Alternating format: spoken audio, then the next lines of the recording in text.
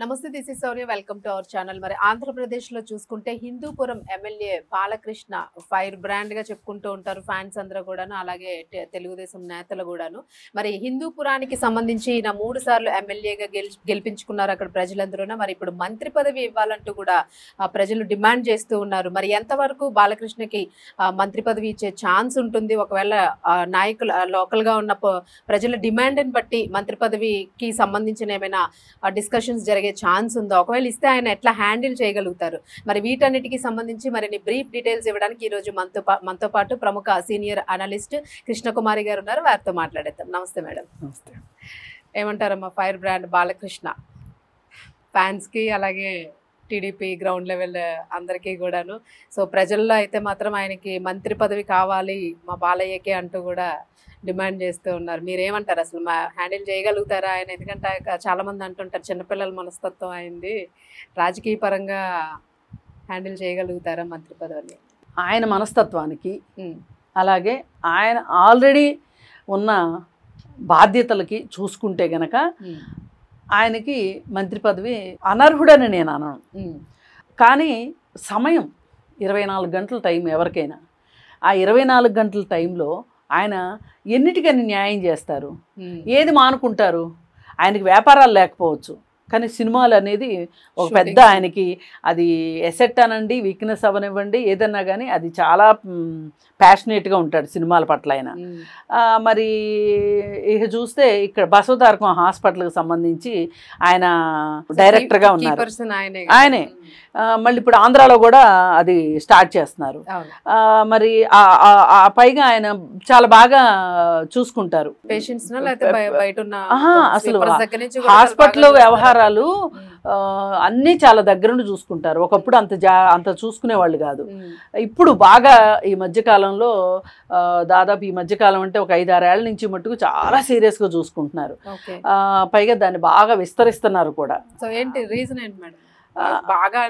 బాగా అంటే ఏంటంటే ఎక్కువగా పట్టించుకోవటం, రెగ్యులర్గా విజిట్ చేయటము, రెగ్యులర్గా దాని గురించి దాని ఫండ్స్ మొబిలైజేషన్ దగ్గర నుంచి, ఎగ్జిక్యూషన్ దగ్గర నుంచి, దానికి మంచి పేరు రావటం దగ్గర నుంచి, సేవలు అందించే విషయంలో కావచ్చు, ఏదైనా ఆయన ప్రతిదీ బాగా సీరియస్గా తీసుకుంటున్నారు అనేది అందరికీ తెలిసిన విషయమే ఇది. అలాగే ఇప్పుడు దాన్ని బాగా ఎక్స్పాన్షన్లో కూడా వెళ్ళారు హాస్పిటల్ని, ఆ బెడ్స్ సరిపోవట్లేదు అని చెప్పి. ఇంతకుముందు అక్కడ హాస్పిటల్ క్వార్టర్స్ అవి ఇవి ఉండేవి, దాన్ని కూడా హాస్పిటల్గా మారుస్తూ ఇప్పుడు ఈ మధ్య మొత్తం తీసేసి కొత్త బిల్డింగ్ స్టార్ట్ చేస్తున్నారు. ఇప్పుడు ఆంధ్రాలో కూడా మన శంకుస్థాపన చేశారు.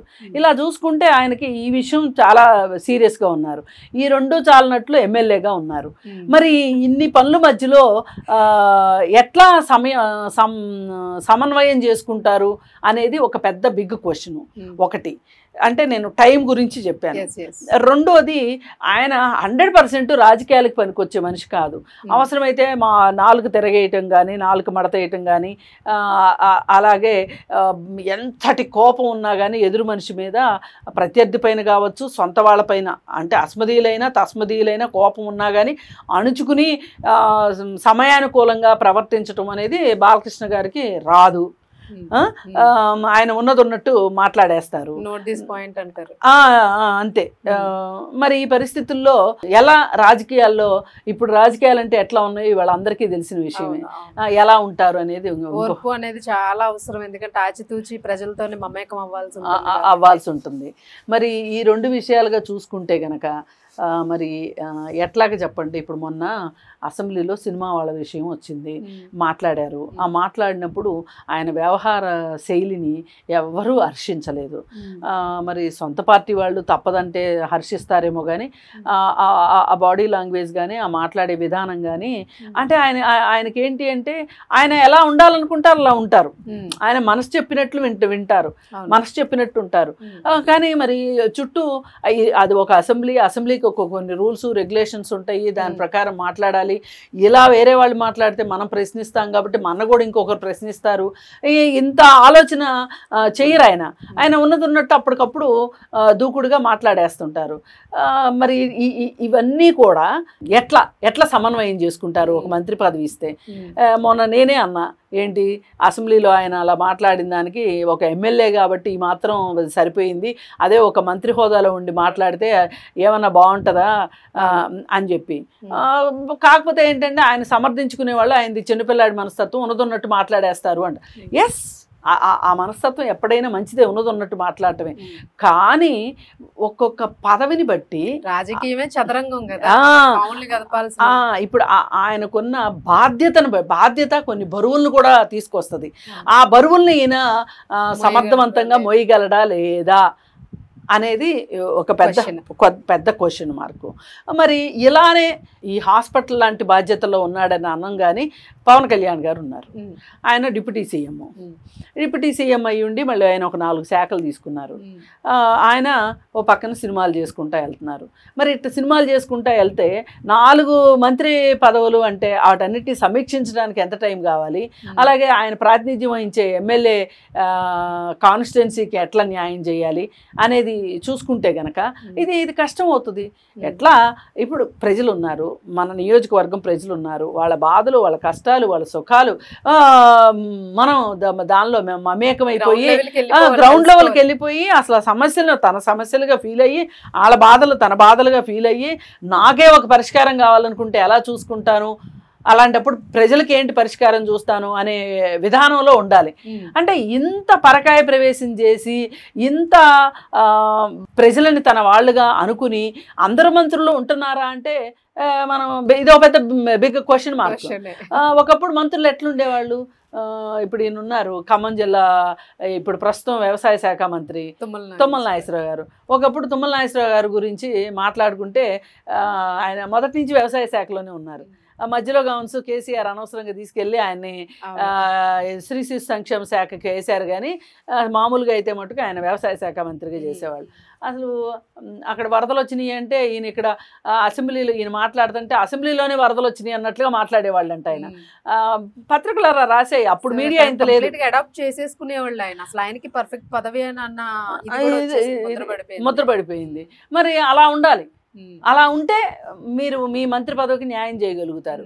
అందుకని చెప్పి ఇలా ఇన్ని రకాలుగా ఆలోచించి పైగా సొంత కుటుంబ సభ్యులకి మంత్రి పదవి ఇచ్చేటప్పుడు కొంచెం ఆచితూచి ఉండాల్సిందే. పోయినసారి 2014-2019 టర్మ్లో లోకేష్కి మంత్రి పదవి ఇవ్వటము చాలా మైనస్ అయింది ఆ రోజు. మరి ఇప్పుడు కూడా అలాంటి పరిస్థితి వస్తుందేమో ఆలోచించుకుని కొంచెం ఆచితూచి అసలు బాలకృష్ణ లాంటి వాళ్ళకి మంత్రి పదవి ఉండాల్సిన అవసరం లేదు. ఆయన పాపులారిటీకి, ఆయన 3 సార్లు ఎమ్మెల్యేగా గెలిచిన దానికి, ఆ హిందూపూర్ ప్రజలకి ఆయనకి ఉన్న అవినాభావ సంబంధానికి అసలు ఆయనకి మంత్రి పదవి అవసరంలా. ఎవరో మారుమూలలో ఉన్న వాళ్ళకి మంత్రి పదవి పెద్ద కిరీటం. కానీ బాలకృష్ణకి ఎప్పుడో ప్రజలు కిరీటం పెట్టేశారు. ప్రజలే కాదు వాళ్ళ అభిమానులు ఇంకా 10 కిరీటాలు పెట్టేశారు. ఆయన ఎక్కడికి వెళ్తే అక్కడ ఆయనకి జనసందోహంలో ఉంటాడు. అలాంటప్పుడు ఆయన కొంచెం వ్యవహార శైలి అయితే మార్చుకోవాలి. ఒకవేళ నిజంగా మంత్రి పదవి ఇవ్వాల్సి వస్తే గనక ఇస్తే గనక ఆయన వ్యవహార శైలిని మార్చుకోకపోతే ఇప్పుడు ఎలా ఉంది అంటే ఏం చేసినా ఇవాళ మీడియా సెన్సేషన్ 1000 కళ్ళు ఉన్నాయి. ఇంతకుముందు 360 degreesలో చూడాలనేవాళ్ళు, ఇప్పుడు 1000 degreesలో చూడాల్సిన పరిస్థితి వస్తుంది. అందుకని చాలా ఆచితూచి ఉండాలి. ఇవాళ ఆంధ్రప్రదేశ్ ప్రజలకి ఒక స్థిరమైన సుస్థిరమైన ప్రభుత్వము, అలాగే బాగా పనిచేసే మంత్రులు, అలాగే చిత్తశుద్ధితో ఉండే ఎమ్మెల్యేలు అవసరమైన పరిస్థితులు ఇవాళ ఆంధ్రప్రదేశ్ ఉంది. ఇవాళ నాకు అర్థమైనంతలో ఈ దేశం మొత్తం మీద కూడా ఆంధ్రప్రదేశ్ ఒక ప్రత్యేక పరిస్థితిని ఎదుర్కొంటుంది. రాజధాని లేని రాష్ట్రంగా ఇప్పుడు రాజధానిని నిర్మించుకుంటున్నారు. మళ్ళీ చాలా సంస్థలు వ్యవస్థలు అన్నీ వస్తున్నాయి. ఇవి డబ్బుని జనరేట్ చేసేదానిగాను, అలాగే ఉత్పత్తిని ఇప్పుడు ఉపాధిని కల్పించే విషయంగాను ఉండాల్సిన అవసరం ఇవాళ ఆంధ్రప్రదేశ్కి ఉన్నది. పోలవరం ప్రాజెక్ట్ కానీ ఇవాళ చాలా మల్టీ డైమెన్షనల్గా ఆంధ్రప్రదేశ్ ఎదగాల్సిన పరిస్థితిలో ఇవాళ ఉంది. కాబట్టి మంత్రివర్గాన్ని కూడా ఆ విధంగా అలా అని బాలకృష్ణ గారికి అర్హుడు కాదా అని కాదు, ఆయన మైండ్ సెట్కి, ఆయన టైంకి ఆయన న్యాయం చేయగలరా లేదా అన్నదే ఇక్కడ ఒక అంటే ప్రజలకైతే ఆ అభిమానం ఉంది కాబట్టి ఆయన మంత్రి పదవిలో ఉంటే ఇంకా మా కోసం ఏదైనా చేస్తాడేమో అని ఒక అత్యాశతో నుండుండొచ్చు వాళ్ళు. సో బాలకృష్ణ గారు అంటే వాళ్ళకి అదొక గౌరవంగా ఫీల్ అవుతున్నారు వాళ్ళు. మా మా బాలయ్య మా నియోజకవర్గానికి ప్రాతినిధ్యం వహించి ఆయన మంత్రి అని చెప్పుకోవాలని వాళ్ళు అనుకుంటున్నారు. ఇక్కడ కావాల్సింది ఏంటి అంటే వడ్డించేవాడు మనవాడైతే ఆఖరి కూర్చున్నా వస్తుంది. ఆయన మంత్రి కాకపోయినా చేయగలిగింది చేస్తాడు. చాలానే అభివృద్ధి చేశారు. ఇప్పుడు ఆ మధ్య శ్యామల ఏదో ఇష్టం వచ్చినట్టు మాట్లాడితే గ్రౌండ్ లెవెల్ రిపోర్ట్కి వెళ్ళి అక్కడికి వెళ్ళి అసలు ఏంటి బిఫోర్ బాలకృష్ణ ఆఫ్టర్ బాలకృష్ణ అని తీస్తే చాలా డెవలప్మెంట్ అయిందంట. మరి ఏం చెప్తారు అంటే తెలిసి తెలియక అసలు రాజకీయాలు తెలియని వాళ్ళు, సమాజం గురించి తెలియని వాళ్ళు ఇవాళ అధికార ప్రతినిధులు అయ్యారు కాబట్టి ఇంక వాళ్ళు అట్లనే మాట్లాడతారు.